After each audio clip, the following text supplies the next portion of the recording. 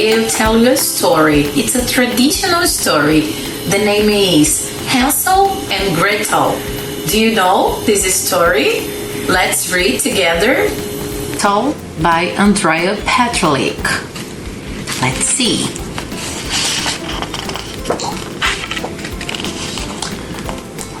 A woodcutter lived in a large forest with his wife and 2 children. Look. Called Hansel and Gretel. The family was very poor and there was no money to buy food for them all. We cannot afford to feed the children, said the woodcutter's wife. You must take them into the forest and leave them there. How can I do that to them? Asked the woodcutter. They will be eaten by wolves. You must, said his wife, or we will all starve. Hansel and Gretel were too hungry to sleep and overheard their parents. Don't worry, said Gretel. I have a plan. The next day, the children's father gave them each a lump of bread and took them deep into the forest. Gretel dropped crumbs behind them as they walked, so that we can find our way back again, she whispered to Hansel. When they reached the middle of the wood, the woodcutter told the children to sit down. I'm going to cut wood, he explained. Wait here until I fetch you.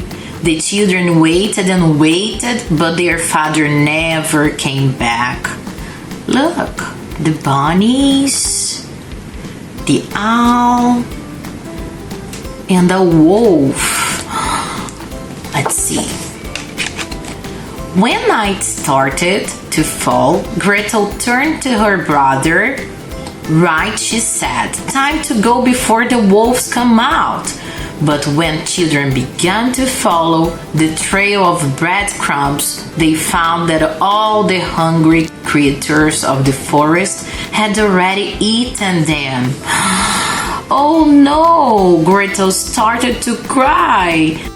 Now we will never find our way home. Don't worry, Hansel comforted her. As long as we stay together, we will be all right. Let's follow this little path. It looks as though someone has passed this way recently. They followed the path a little way until it opened into a hidden clearing. In the middle of the clearing was a house. See the house? What an amazing house it was, built completely out of food. The roof was made of chocolate and the walls of gingerbread. Everything was decorated with candies, cookies, and icing. The hungry children fell upon the house, breaking up small pieces and cramming them in their mouths. Suddenly, an old woman appeared. Why are you children eating in my house? She asked, when there is plenty of food inside. She welcomed them in and gave them a feast fit for a king. You must sleep here tonight, she said. I will take you home in the morning. I told you it would be safe, said Hansel. We'll be back home tomorrow and perhaps we can even ask to take some food for our parents. They had food.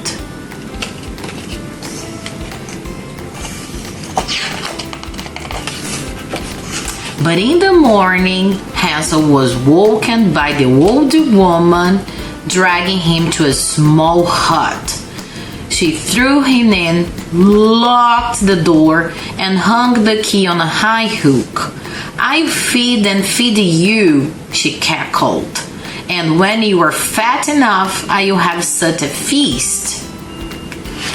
Then she woke Gretel roughly. "Wake up, lazy bones," she said. "There is work to do in the kitchen." She made Gretel work all day, cooking food for Hansel to eat. But she would not let Gretel eat anything herself. Luckily, Hansel saved some food for his sister and gave it to her when the old woman was not looking.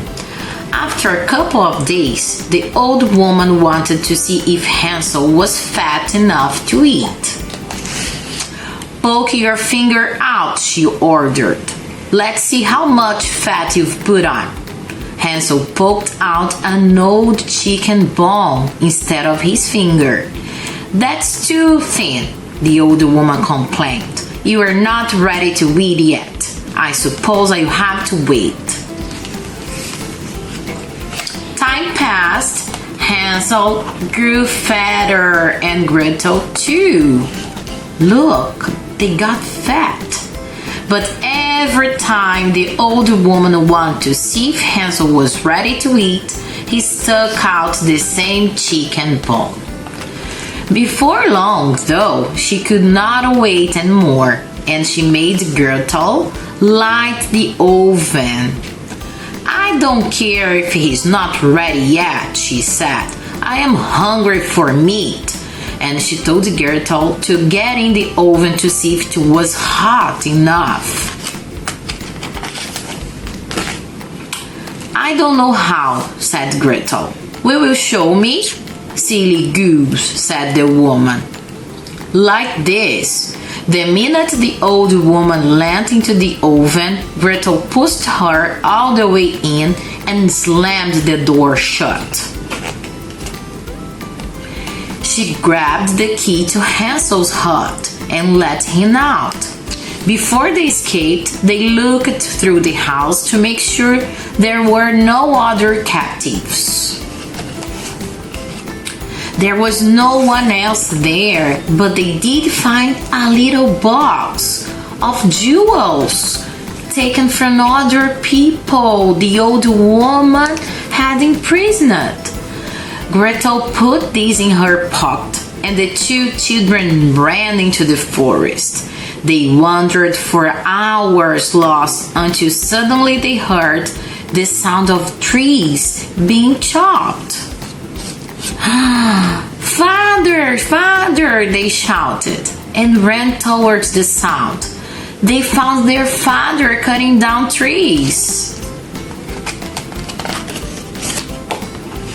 "It's a miracle," he said. "I thought you were dead.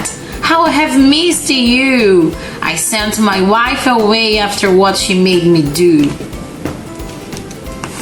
The two children hugged their father, and he promised never to let them go again, however poor they might be. "Let's go home and celebrate," he continued, "even though there is still no food to eat." "Never mind about that," laughed Gretel, pulling out the box of jewels. "With these, we can buy all the food and drink we will ever need for the rest of our lives. Look," and they were so happy and together. The end.